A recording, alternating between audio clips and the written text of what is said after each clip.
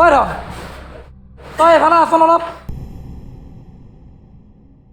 দাদা মাতিছিল মোক মই দোকানৰ পৰা যোৱাৰ পিছত কেছত কোন বহিছিল নাই নহয় দাদা কোনো বহা কেছৰ পৰা 2000 টকা নাই পইচাটো কোনাই নিলে কোনো যদি বহাই নাই তে তয়ে নিছে আৰু তেতিয়াহ'লে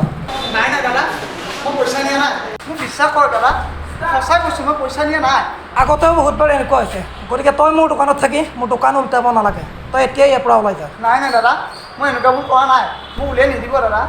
নাই নাই তোৰ আৰু মই এটা কথাও নুশুনো তহঁতৰ নিচিনা ভিক্ষাৰীবোৰক চালা কামত ৰখাই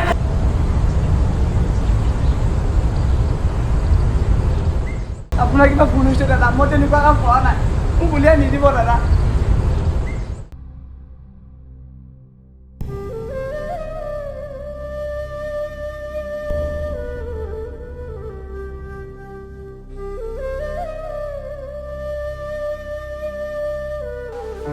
মা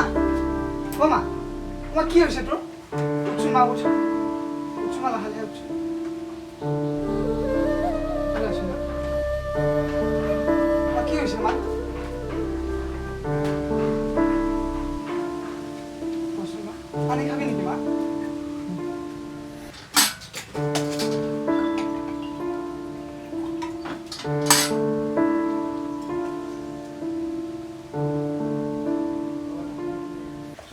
তই আহিলি মোৰ আকৌ বুকুখন বৰকৈ বিষাইছে মই আৰু তোৰ একো নহয় চিন্তা কৰি নাথাকিবিচোন মই আছোঁ নহয় মই কিবা এটা কৰিম অকণমান এতিয়া শুই যাচোন মা তই চিন্তা নকৰিবিচোন মই জীয়াই থকাৰ লগত তোৰ একো হ'বলৈ নিদিওঁ মা অকণমান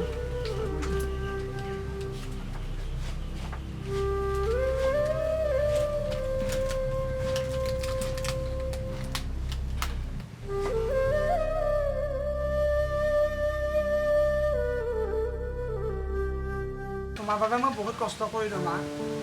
মই তোমাক কেনেকৈ কওঁ যিটো কাম কৰি দুপইচা পাইছিলোঁ সেই কামৰ পৰা মোক আজি বাহিৰ কৰি দিলে মিছা অপবাদ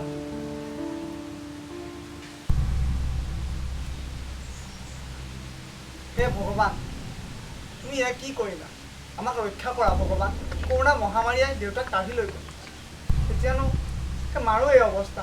মইনো কেনেকৈ থাকোঁ কচোন ভগৱান নাই নাই মাৰ একো হ'ব দিব নোৱাৰোঁ মই কিবা এটা কৰিমেই অঁ দত্ত অঁ মই যাব ওলাইছোঁ আপুনি অলপ সময় ৰ'ব ঠিক আছে অঁ ধন তোক দেখোন দেখাই নাপাওঁ আজিকালি কিয় বা আহিলি তই কচোন কিবা দৰকাৰ আছিল বোলা সোনকালে ক মই আকৌ অফিচ যাব লাগিব বুজিছ নাই ক মই ডাঙৰ বিপদত পৰি আপোনাৰ ওচৰলৈ আছোঁ দাদা আমাৰ মাৰ হেনো বেমাৰ ডাঙৰ বেমাৰ ডাক্তৰে কৈছে এইকেইটা দিনৰ ভিতৰতে দেখুৱাব লাগে কিন্তু মই এতিয়া কি কৰিব লাগে সেইটো ক আপুনি মোক টকা অকণমান দি সহায় কৰক মই আপোনাৰ ঘৰত কাম কৰি আহক বা 2 এদিনতে টকাখিনি ঘূৰাই দিম আপুনি এইখিনি সহায় কৰক দাদা মই বুজিছোঁ কিন্তু এতিয়া মোৰ হাতত এটকাও নাই অ' তই বেয়া নাপাবি বুজিছনে তই বেলেগত চাচোন আৰু তই এতিয়া যাগৈ যা মোৰ অফিচত যাব দেৰি হৈছে তই বেয়া নাপাবি বুজিছনে তই চাচোন ইয়াত পায় নাপায় নেকি ঠিক আছে দাদা অঁ তই যাগৈ যা কাম বন নাই নেকি এইচবৰ হাত ভৰি থাকিও মানে ভিক্ষা খুজিবলৈ আহে এইখন দোকান নহয় নহয় খুজিব আহিলেই পইচা দিয়ে কাম বন নাই আৰু হেই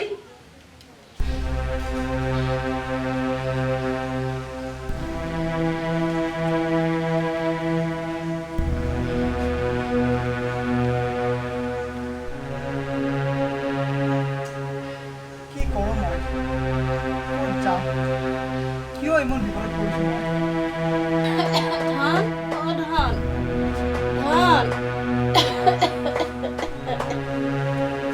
অ' মা অ' মা কি হৈছে তোৰ মা তই গৈছিলোঁ ধন মোৰ বৰকৈ ভোক লাগিছে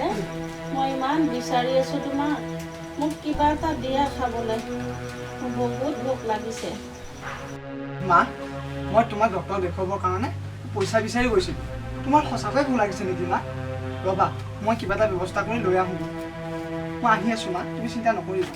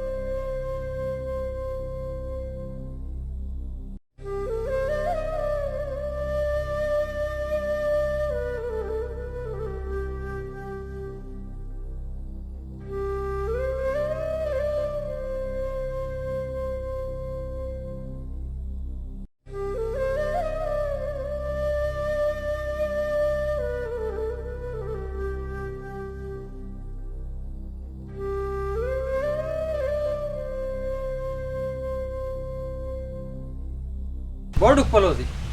আজিৰ দিনটোতেই ভাৰতখন স্বাধীন হৈছিল আৰু স্বাধীনতা দিৱসৰ দিনাই এই ল'ৰাজনে হাতত পতাকা লৈ মৃত্যুক সাৱটি ল'ব লগা হ'ল। ভাৰতখন স্বাধীন কেতিয়াবাই হ'ল ঠিকেই,